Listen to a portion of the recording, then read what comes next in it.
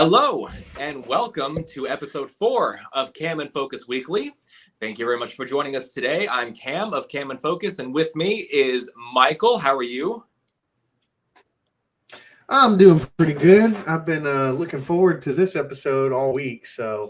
Yes, so today, if you guys missed last week's stream, Dave and I got on to talk about Valkyrie.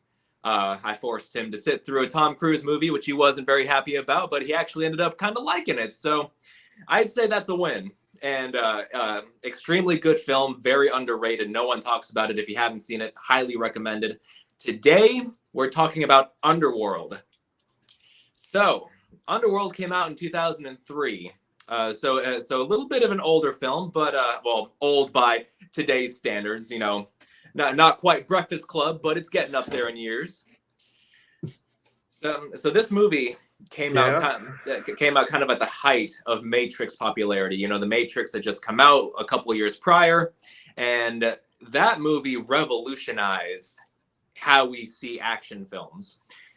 And mostly, three things were what we got out of it: more guns, more leather, and more slow motion.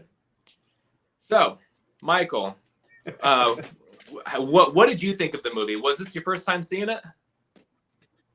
It was. This was my first time seeing it, and I have to say that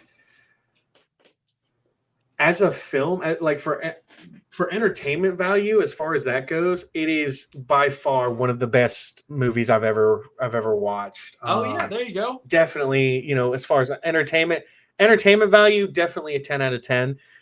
There were some moments and some plot details or like some story writing details that I went, you know. But as far as like entertainment goes, 10 out of 10. 10 out of 10. Oh, 100%. You know, and you know, I mean, as far as the story, you know, it's so easy to tear a story like that apart. You know, if you, it's no story really holds up to scrutiny if you think too hard about it. But this one makes it just a little bit too easy. Right. But yeah.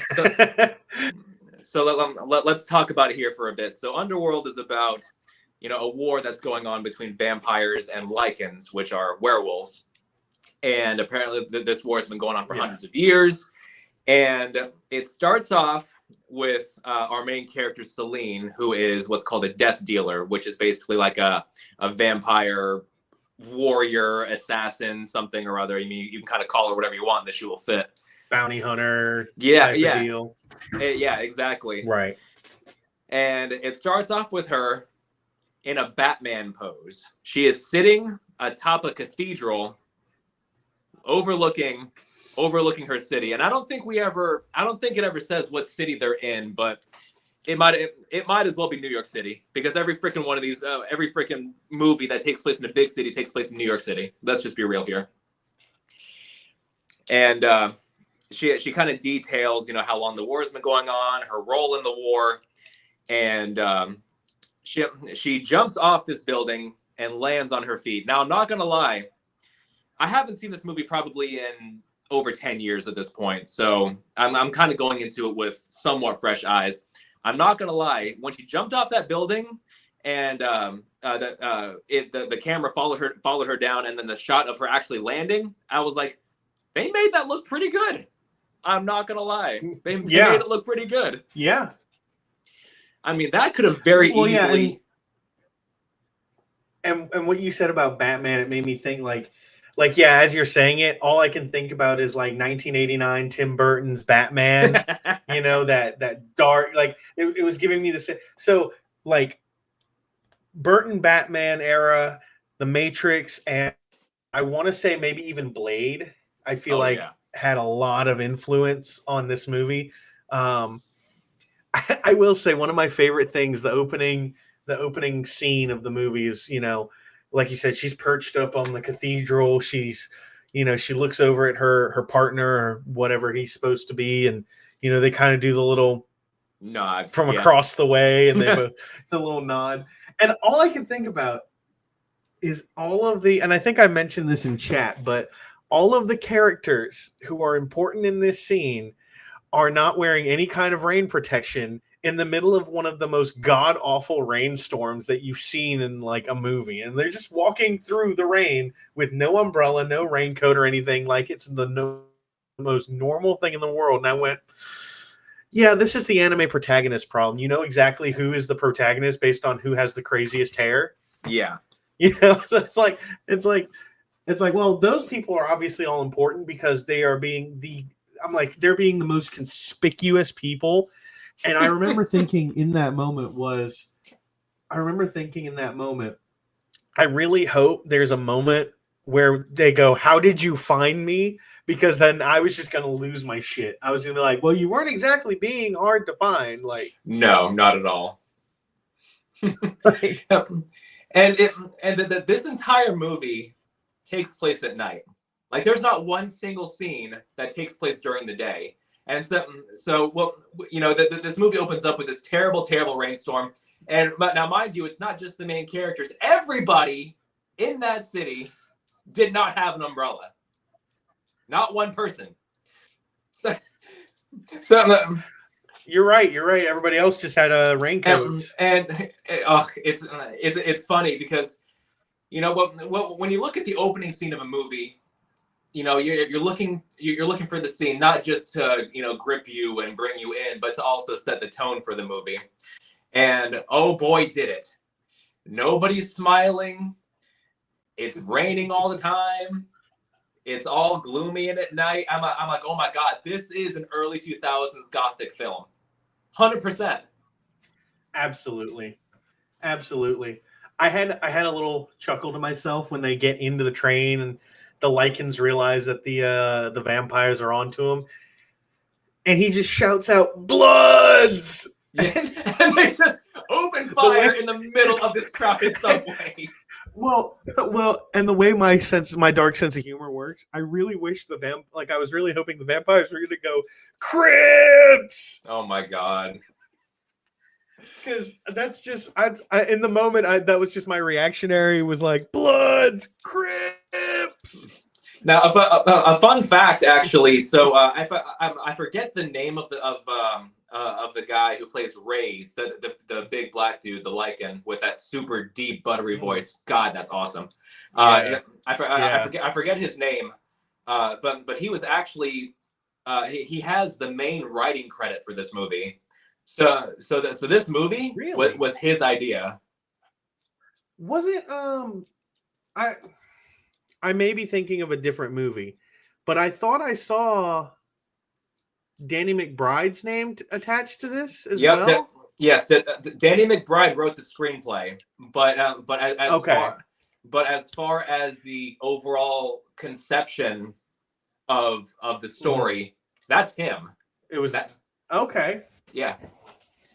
And cool. He actually has some pretty well-known writing credits. If you ever feel inclined, check his IMDb page. He's definitely. Yeah, he's been out there. And something that you'll notice really quickly about this opening fight scene is that nobody aims. Nobody can aim. You know. I did notice. Like, you see the one guy, he's doing this, and I'm like, why aren't you just aiming at her? Like, just why are you? They're intentionally like so that the bullets will go off the wall in a line, and you know, I'm just like, oh my god. Yeah. But so instead of steadily going to the side, why not just do this? Right. One thing else I noticed that nobody ever reloads or runs out of ammo. She did reload a couple of times during that scene. I think the first time we see her reload is she kind of hides behind a corner and crouches down and reloads once. Sure. You're right. But yeah, for the most part, it was like she like unloads a barrage, and then the Lycan is dying, and she like puts like 6 rounds in his head or whatever, and then opens up the magazine, and there's still like half a mag left in the gun. I'm just like, how? Oh, so no, was that the gun with the glowing bullets? Yes. So that wasn't her gun. That was that was the Lycan's gun, because don't forget that there's a scene where she brings the bullets to Khan, who's who's one of the other I was vampires. gonna say Q. No. But she brings the bullets to him, and they find out that they're using like sunlight radiation in the bullet bullets, or something like that. ultraviolet bullets. Which Yeah. how does that work? I don't know. Yeah. We don't need to know as an audience. We don't need to know. But yeah, all you need to know is that it kills vampires. Yes, exactly. Which I will say we did not see, and I really hope that these are some things that like the later films addressed. But we did not see the vampires doing vampire things for at least half the movie. Yeah. Like the first time we saw them do vampire things was when she went and awoke Victor. What's his name? Victor. When she went and awoke him, and then he's like hooked up to all these like tubes with blood pumping. I'm like, okay, that's cool. I'm like, that's some vampire. I'm like, but they're in the fight scene after she fights Lucian for the first time. She's like, he stabs her in the shoulder and she's bleeding, and then she almost drowns, and I'm like, what the hell kind of vampire are you? Don't you pass out from, you almost bleed out? I'm like, what do you mean you're bleeding out? You what? Well, suspension of disbelief, that they have to present some kind of stakes, because obviously these aren't the type of vampires who only get killed with a stake through the heart. You shoot them in the head, they're done. Right. So yeah, I mean, they have to present the vampires as kind of vulnerable in order to make the story feel like it has a bit more tension. Now, but mind you, the story doesn't have a whole lot of tension when nobody can freaking hit the thing that they're shooting at. But they've all got stormtrooper aim, which I think was funny. and then they all have. Everybody has stormtrooper aim and plot armor. Yes, exactly. But early 2000s action movie. What are you gonna do? Yeah, and as one of the vampire dudes is chasing Reyes through the train and busts him out the back door, we see our first werewolf transformation. Now, first of all, the werewolves I think were really effective in this movie, because almost everything was practical. Practical makeup, practical suits. Granted, you don't really get a really good look at the werewolves just because they're practical. So you have a guy in a suit and he's moving around the best he can. If we were to see the werewolves in like a wide, steady shot of action, it would kind of look silly. But with the way that the movie's edited, it really bolsters that practical feel of it. But during that first transformations were goofy.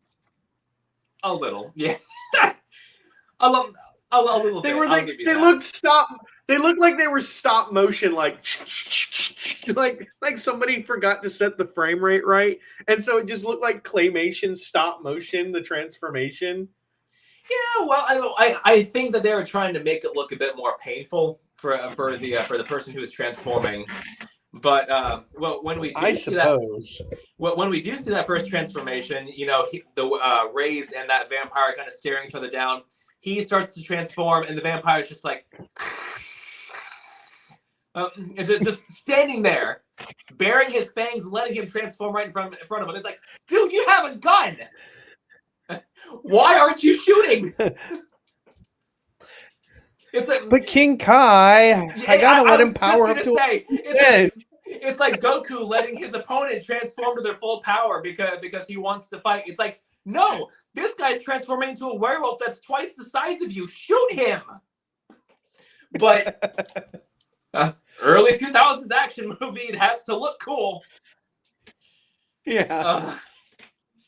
So Celine chases the Lycans into the sewer, and she discovers that there's like a hive of them. And this is where we get our first look at Lucian, played by Michael Sheen.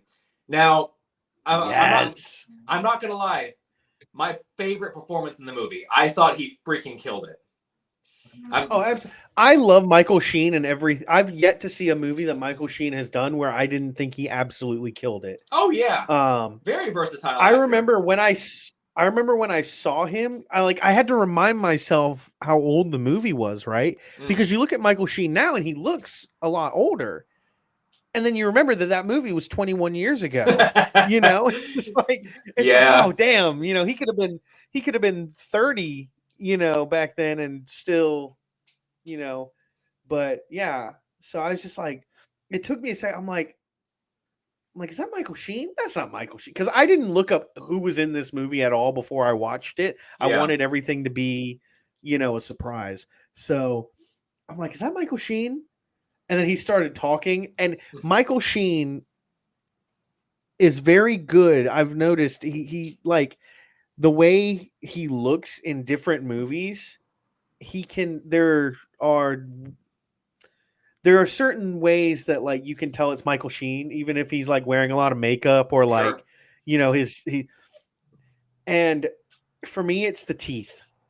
Oh yeah, he's very distinct. He has a very distinct smile, very distinct teeth, and so like, because my first exposure, and I can't believe I'm going to say this live on stream. My first exposure to Michael Sheen was him as Aro in the Twilight saga. So now I have like. As soon as you say that, the first thing I think of is him looking at the baby and going.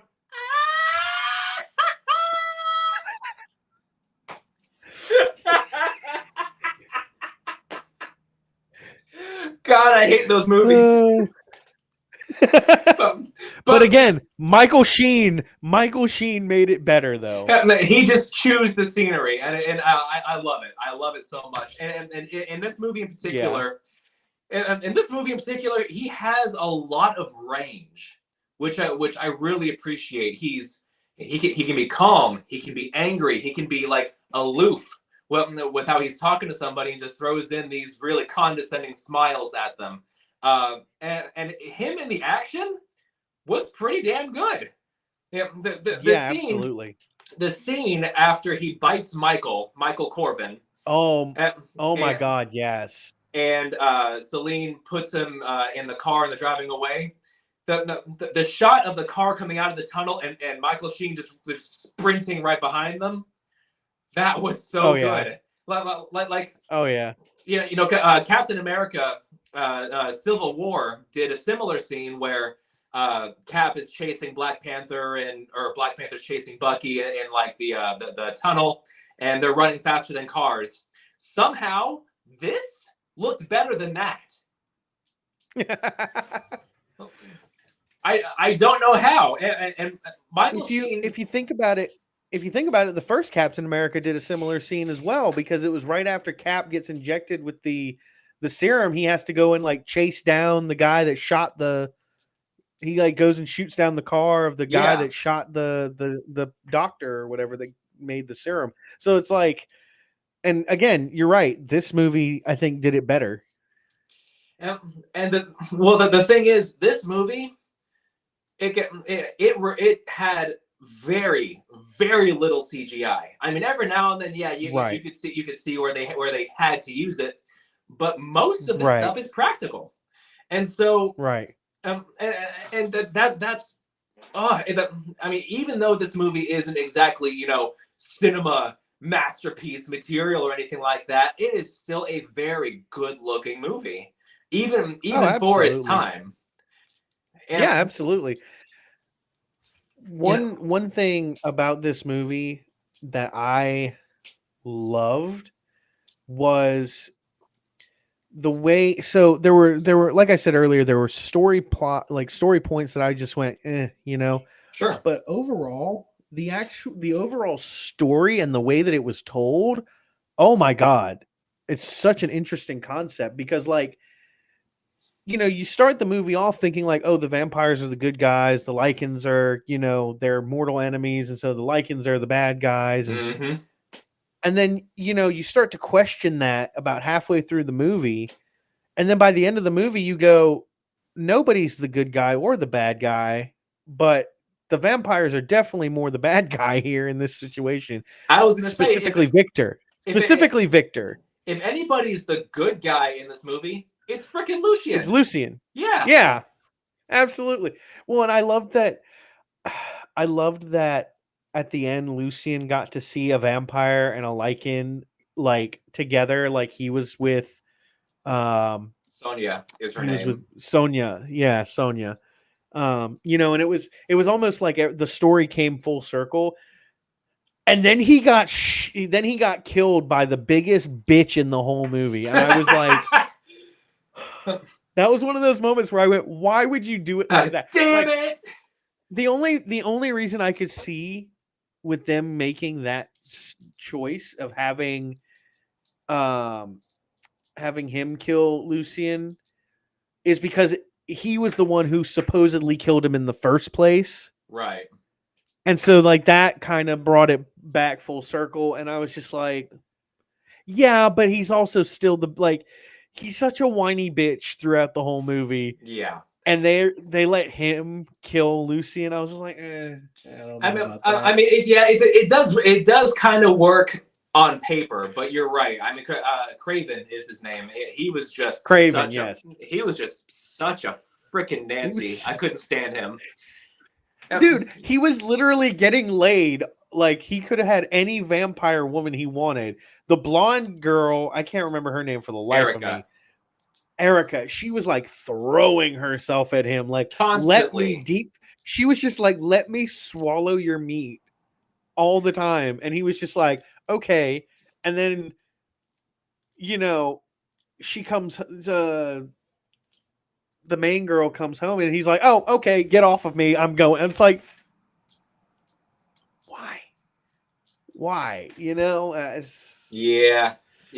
Well, I will say that in the end, even though Lucian got taken out by him, of all people, I did appreciate that they did hammer home that Lucian pretty much got the last laugh. I mean, he even told him as much. He said, "You can kill me, but my will is done."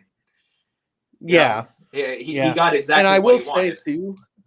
I will say too that Lucian still got to show how much of a badass he was at the end, because he got shot full of those, you know, the silver nitrate bullets, and he still managed to like do some damage after the fact. Before it wasn't until Craven, like, you know, lit him up, buried a mag in his head, you know, that it finally stopped him. But like, yeah, it was just, you know, it was cool to see that like he still got that last, like, you know, you can kill me, but my will still be done. Like that was cool. Yeah, Lucian is definitely, in my opinion, the best part of the movie. Especially whenever Michael starts having those flashbacks about Lucian's trauma, and Lucian kind of explains to him what had happened before. And that scene, I was like, God damn, Michael Sheen is a good freaking actor. Yeah. Yes. But what always sticks out to me whenever I think about his character is going back to the scene where he bites Michael. He's Celine's already got him out of the elevator and stuff, and he's just kind of standing there. His eyes are still blue. He's covered in blood. I mean, it's just such a cool image. And then he rips his jacket off and just like flexes the bullets out of his skin. He pulls a Wolverine. He pulls a Logan. Yeah, exactly. He flexes his like that's all I can think about. Just fall right out. That's all I could think about was like Logan from in Logan, Old Man Logan, when he's like standing over the sink and he's just like straining and to push all the bullets out, and then Michael Sheen's over here just like rock. Yes.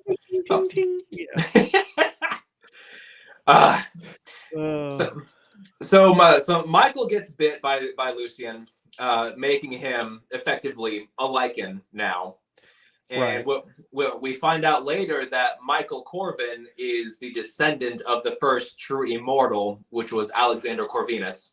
Now, yes, I loved that storyline.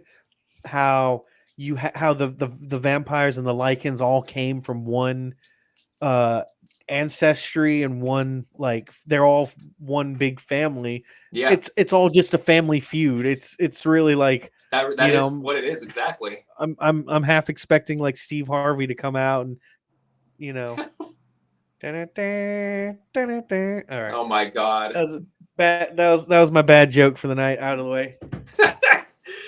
Oh goodness, but yeah, I mean, it's a very interesting story, and if we do end up doing the second movie, that particular story is the focus of that second movie.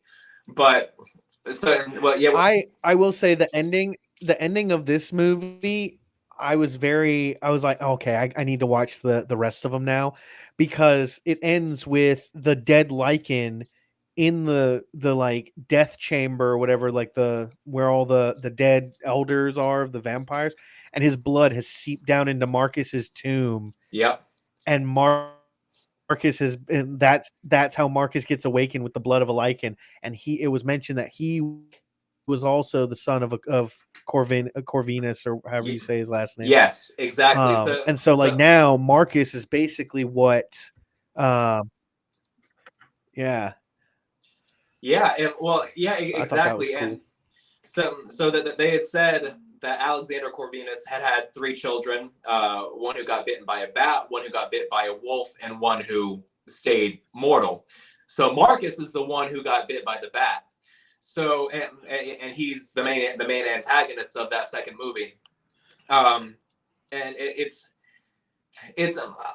I don't know what it is, but it doesn't matter whether it's a movie like this or a movie like Interview with a Vampire or a movie like 30 Days of Night or something. I freaking love vampire lore. I'm like that's something this movie does very well, is its world building. It presents this vast and intricate lore without delving too much into it. It leaves a lot to the imagination, and so the more you think about it, the more interesting it becomes, because what could be more interesting than what you're imagining about this lore that's not fully explained? So it's a lot of fun.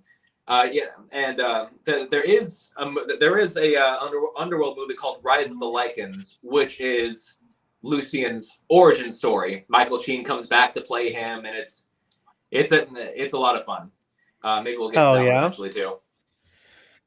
But I would be down to go through all of these movies because they seem very interesting, but maybe not one right after the other. That'd be taxing. Right. I have my list I'm trying to stick to, and then Dave last week gave me a couple more ideas. Like, well, one that he wants to do is Alien versus Predator Requiem, which I've never seen Requiem, so that'll be a first one for me as well. Yeah, Alien versus Predator it's not a good movie, but it's a fun, not a good movie. Whereas Requiem, I can't freaking stand that movie. I hate it so much. and the fact that now he wants to do it, I feel like he has it out for me. He just wants to make me die inside. He wants to force you to watch that movie again because you forced him to watch a Tom Cruise movie. That's what it is. But he ended up liking it though.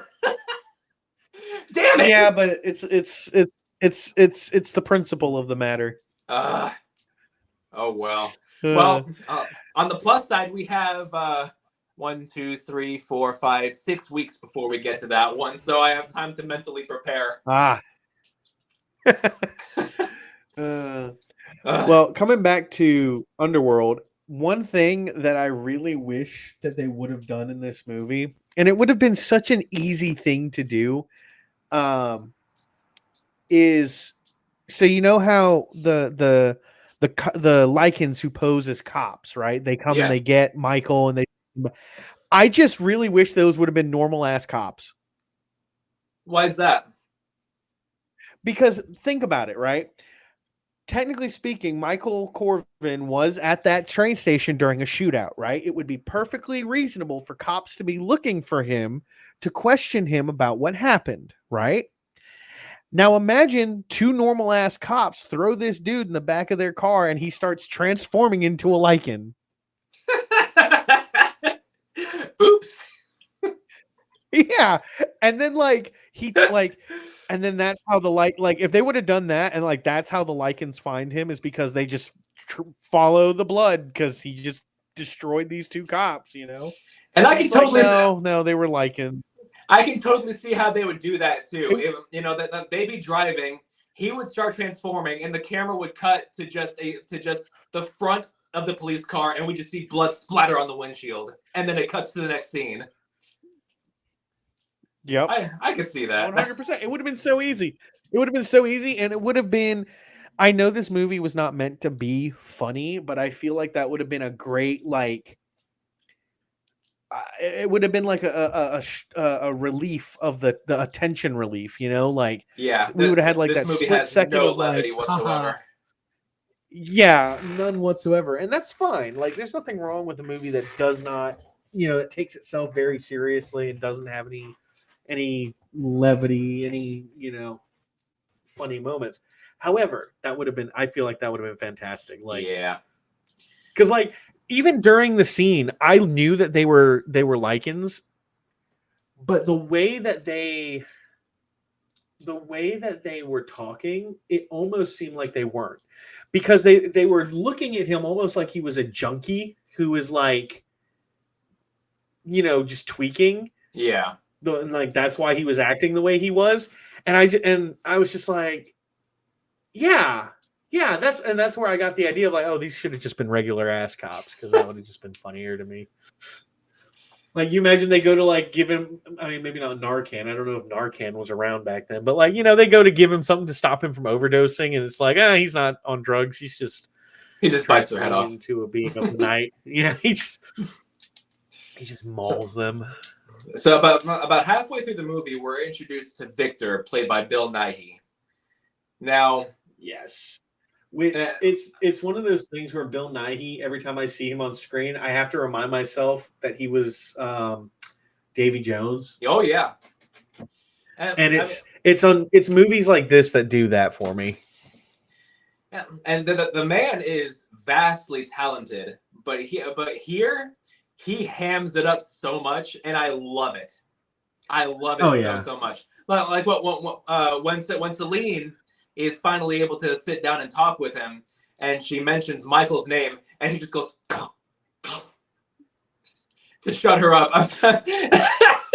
It's just so out of nowhere. It's who the hell does that? It's like me. I don't really like. I don't like asparagus. You come up and say, "Yeah, I had some asparagus with dinner," and I just go.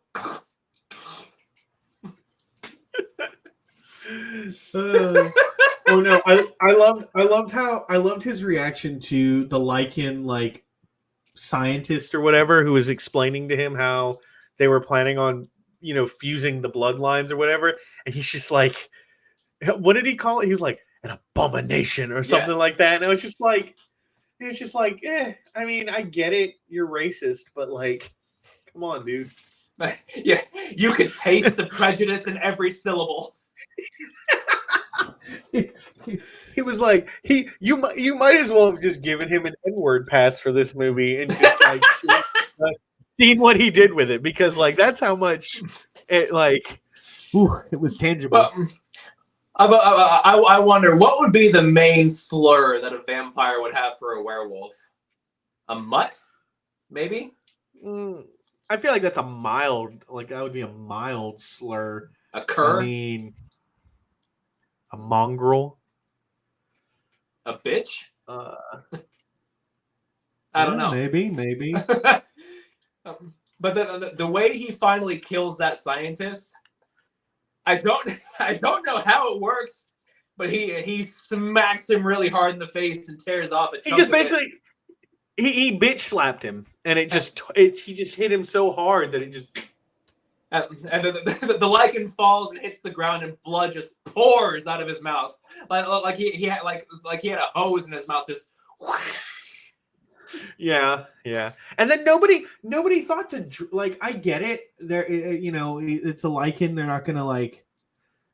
But still, they're vampires. Like this is another one of those moments where it's like we don't see vampires doing vampire things. Yeah. Well, I mean, they sit around and drink blood from wine glasses in a couple of scenes. That's vampire Yeah, things, but I mean, guess. well, here's the thing with that is like that looked like that could have been like a Halloween party, you know? Like I went to a Halloween party where we had IV bags full of fucking Jello shots. You know what I mean? Like, yeah. Don't worry, we're Also, really drinking red Kool-Aid. Yeah, it's like it looks like Red Punch. It's what it looks like. It looks like the theme for prom was Creatures of the Night or something like that. Gothic decadence or something. Like, so yeah. So the Lycans get together and organize an assassination on the current vampire elder who's awake, who is Amelia, that we see for about 15 seconds. So it's a huge plot point that they drain her blood and plan on using it on Lucien to help him become a hybrid. So that they drain her blood, and then it never comes up again. Like that whole thing is just completely forgotten. I mean, Reyes comes in after Lucien's been shot, and he's got the vials, and he drops them when he sees that Lucien's been shot. But then where do they go? What was the point? Yeah, you're right. And then like, what was it? There was another plot point that I just kind of went like, what? They never actually explain up until Craven reveals that Victor is the one who killed Celine's family. It's never revealed that they don't hunt humans. At least not it's never said and it's never shown. It's just it's kind of implied because we never actually see them hunt humans or like suck a human's blood. But like up until that point, it's like, what was it that Craven says? Like he said that Victor got sick of living on livestock. On livestock, yeah. And so he went out and massacred the family, and the only reason he spared Celine was because she reminded him of his own daughter, whom he also murdered because she dared to, fall in love with a lichen. And I'm just like, like, this is so dumb. Wholesome family values. That's what this movie is. You know what the villains, like their motive, their motivation, right? The villain's motivation is as flimsy as Broly's in the original Dragon Ball Z Broly movie, which if you've seen the abridged version of that movie, the synopsis is Kakarot cried a lot as a baby. Yeah. And so this is slightly less flimsy, but not by much. It's I killed my daughter because she fell in love with somebody who I think is beneath me. Yeah, well, I mean, but Victor in the movie, and you'll also see this if you watch the prequel, Rise of the Lycans, he's extremely vindictive, extremely prejudiced, and he tends to act without thinking, like he did when he slapped that lichen to death, basically. So I'd say that something like that, I mean, silly as it is in character for him. Yeah. Oh, I'm not saying it wasn't in character. It was just a very silly motivation. Yeah. I don't like you because you're not like me, and it's But so they get together and organize a final assault on the Lycan hive, I guess. And You know that this is where we get our big final climactic fights, and Ray's the big Lycan goes up against a vampire. I think his name is credited as Soren or something like that. He's the guy who has the whips, and Right. again, Ray's starts to transform, and this guy is just sitting here, just still twirling his whips around. It's like, you're letting him have the power to kill you. Smack him around a few times. Come on. Yeah. I don't know. What were your thoughts on Michael's like transformation? Like once he got bit by Celine and now he's got the werewolf and the vampire and the human all in one body, and he did that final transformation to what were your thoughts on that? So the transformation itself was done well, like the act of transforming. Right. The final product is a little underwhelming. That was my thought too. There was like a moment where, and again, I know we keep drawing Dragon Ball Z parallels, but like it was almost like Frieza's final form. You know, like we had, Frieza's second form was like giant, tall, had big horns. His third form was, a xenomorph. I was just about to say, very H.R. Geiger influence. Yeah. And then his fourth form was just like, he looked like a bald dude with a tail. It's just a guy. It's just a guy.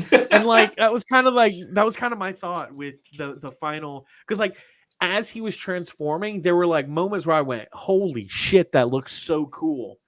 And then he like settles into his final transformation. I kind of went, did they just do blackface on him? Like, it's just Michael with a different color palette.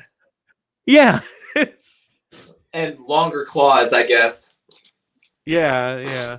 His like upper body, like his upper torso area, like the makeup was really cool to look at, but like it was it just wasn't a whole lot to go off of. No, it does improve in the second movie. He does look a lot cooler in the second movie. But yeah, for this one, it's definitely a little underwhelming, especially with how much it was built up. Right. And it makes me wonder if like, this movie, they were just trying some new things. Yeah. And then it got popular. It did really well. And then they were like, okay, well now that we have a better budget, like that's almost what it feels like to me. Is it's like they had a decent budget and they were able to work with it, but it was all still very experimental. They were still kind of working with the story and working with the ideas, and then I'm hoping that like later on there, the studios were like, okay, we've seen that this has been a success. Here's more money, and they were able to do more with it. Yeah, I don't remember the exact box office numbers, but this movie dominated the box office when it was released. I will say there's that moment where Celine does the thing where she's shooting the circle around her feet, and I just remember thinking, is that where this is from? Is this where that's from? Like, did that originate with Underworld, or are they taking that? Because I know I've seen that in other movies where like a character stands still and they they like fucking shoot a circle around them and then they drop through, and I'm just like, I've definitely seen this before. And I don't know if it's just I've seen this clip or if I've seen it in another movie. I will say that the iteration of it in Underworld is the earliest that I know of. So it is very possible that it originated with that. Yeah. Yeah. It looked very much like, I was like, yeah, this looks like it's, I've definitely seen that clip before of her like shooting the circle around her feet. So I was like, okay, so this is that movie. Yeah, and surprisingly, the novelty of her main weapon of choice being automatic pistols, the novelty of it never went away. Every time she pulled them out, I was like, yes, fire them sons of bitches, yes. Well, and that's where the whole like never running out of ammo thing comes from for me is like they're automatic pistols. They don't have the greatest capacity. She doesn't have any extended magazines, and then she's just like for 5 minutes straight, she's just unloading these guns nonstop. Just like it's just like, huh? I want guns like that. Yeah, well, this was the early 2000s. She got a Game Shark. She put in the cheat codes. That's just how it is. Game Shark. I don't think anybody remembers that.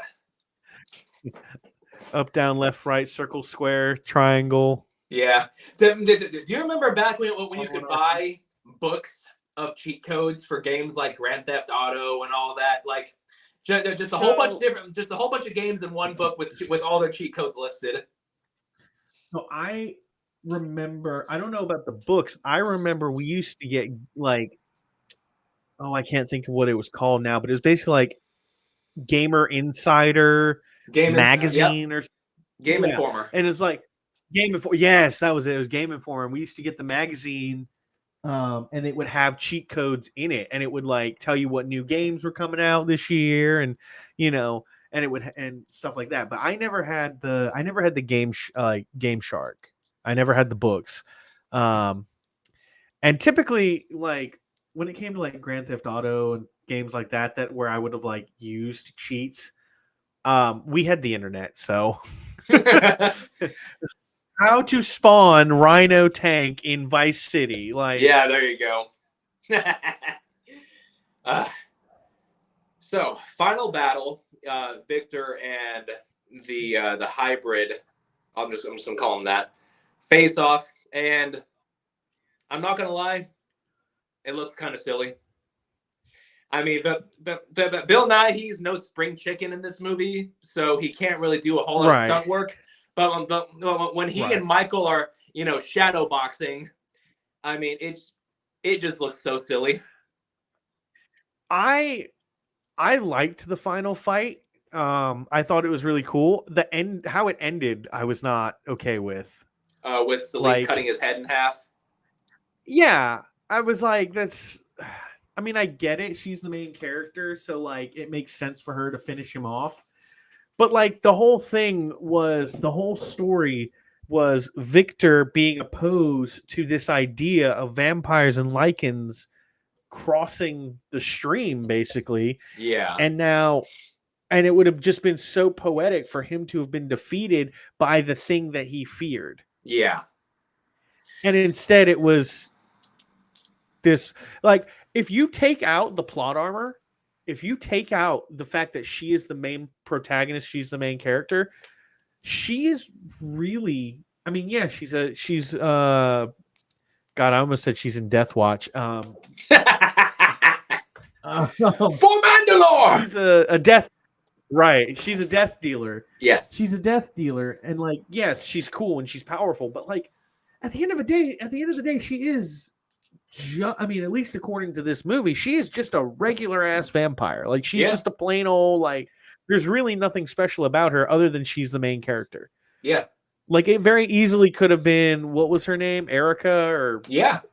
It could have been anybody, exactly. Like, it could have been anybody. And the fact that this basically nobody killed the elder with a swing of a sword, I'm just like, The only would have thing been cooler if it would have been the super powered half vampire, half werewolf dude.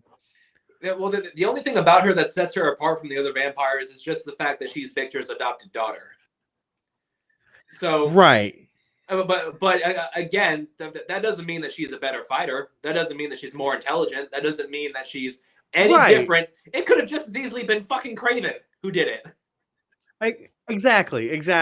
And I swear to God, if they would have made it to where Craven killed both Lucien and Victor, I would have been real upset. He's like, I'm just gonna take out both sides of the war, and like, he's like, I'm done. I'm tired. I want a new war. Your savior is here. God, I hated Craven so much.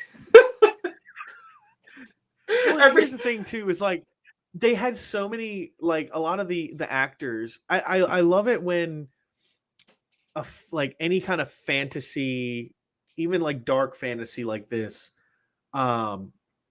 they go into like they get all the actors are British, right? Like that's very typical of Sure. any like fantasy, is like they all have some English accent of some sort or another. And then it's just like, so you have Lucian, you have Victor, and then you have Craven that just comes in and he's like, "You will be my bride." And I'm like, "What the hell?" Well, "You will be my queen at my side." And I'm just like, dude, stop. At least try to fake one. yeah. Well, when he's scolding Celine in the hallway, and he's like, "You will tell Victor exactly what I tell you to. Is that in any way unclear?" And then she uppercuts him. And I was like, yes! Finally, someone bitch slapped this guy. She just cold clocks him and then makes it to and I will say, again, the way the story is told is so masterful in my opinion, because when she resurrects Victor, first of all, I was very confused about the whole like resurrecting thing, and it does get explained later on that like every 100 years or whatever they like switch out trade the elder. off. Yeah, they switch out the elder, and it's just like, okay, sure, but before that they made it out like Victor died in some heroic battle. And I'm just like, well, if he's dead and she like they need him to come back, like why haven't they, if they can just resurrect him? I was very confused on that. So but what I'm curious. This may have been something that I missed. Where was it implied that he died in a battle? I'm not quite sure, because maybe it was just like the beginning when they're talking about it. The way they talk about his death.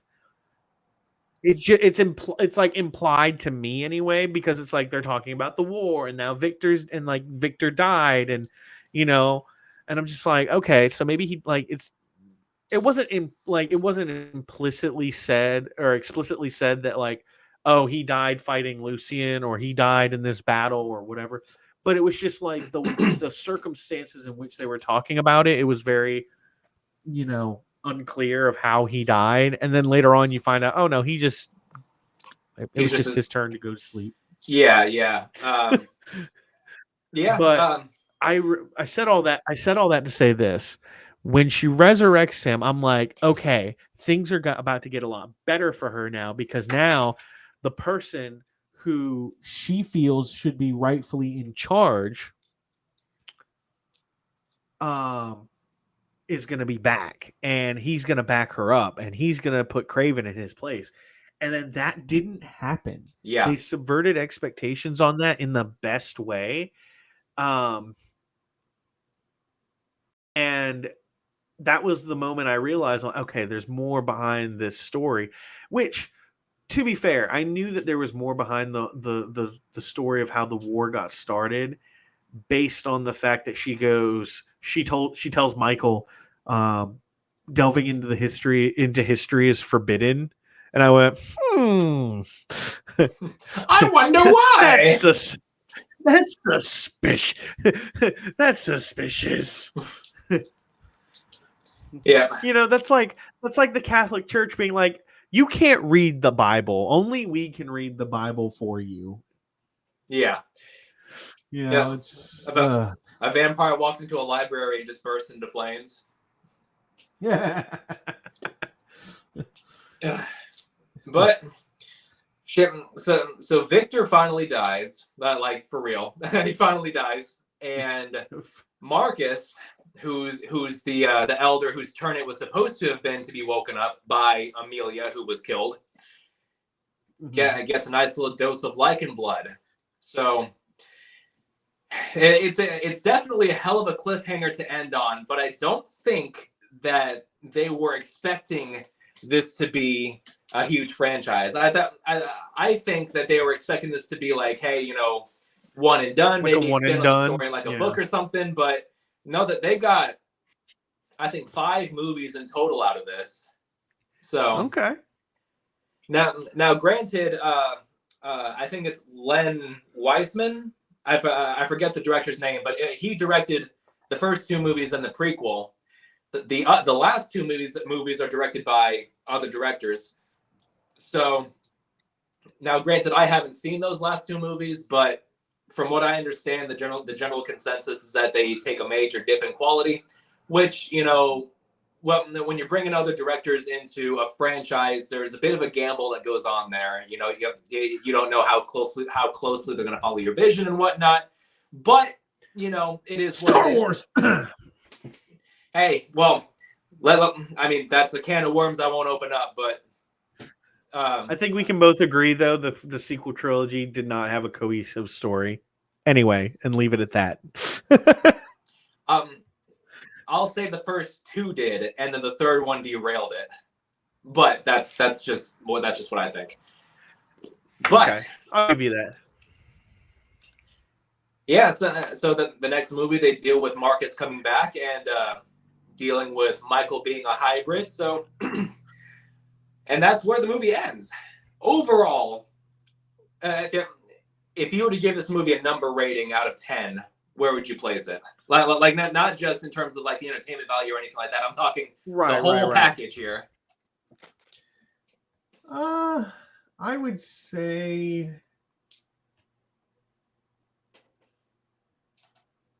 I would give it a solid 8.5 out of 10. Okay.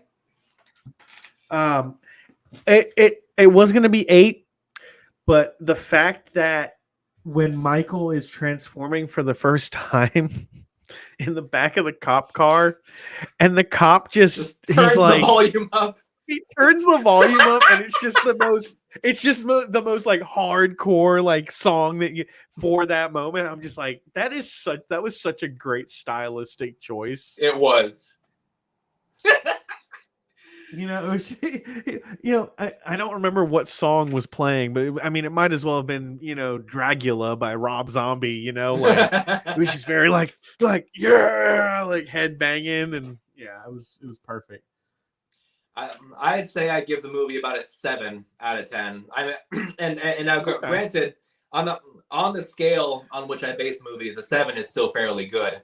Right. The things that keep the score from going a little bit higher. Some of the action could have been edited a little bit better. There were some moments of just really like super heavy exposition, which I'm not a huge fan of. But when it comes to storytelling, sometimes it's kind of hard to avoid. Yeah, and just little nitpicks here and there, nothing too major, but. I'd say for the first time that I've watched this movie in 10 years, I had a pretty damn good time with it. I'm not gonna lie, and it's got me excited to watch the other ones. Yeah, absolutely. Well, I will say that what was it? It was I had it right on the edge of my brain, and now it's slipped off into the recesses of my mind. Oh no. There was something else I was going to say, but now I can't think of what it was. Oh, well. I'm sure I'll think of it at like 3 o'clock in the morning and be like, drats. Quick, put it in the chat. Right. All right. Well, we have hit just about an hour here, which is our normal Cam and Focus weekly time. Michael, any shameless plugs, anything coming up for you that you'd like people to take a look at? Not yet. I am making some plans as far as a side hustle that I want to do. So that's all I will say for now. If I do get the things I need to make it work, then I will start shamelessly plugging that. But yeah, I don't want to say anything too much now in case my plans don't go as planned. No worries. Well, so be sure to tune in next week, Sunday at 9 p.m. Eastern Standard Time. We are coming back with episode 5 of Cam and Focus Weekly, and we are doing The Last Starfighter, which is a movie from the 1980s.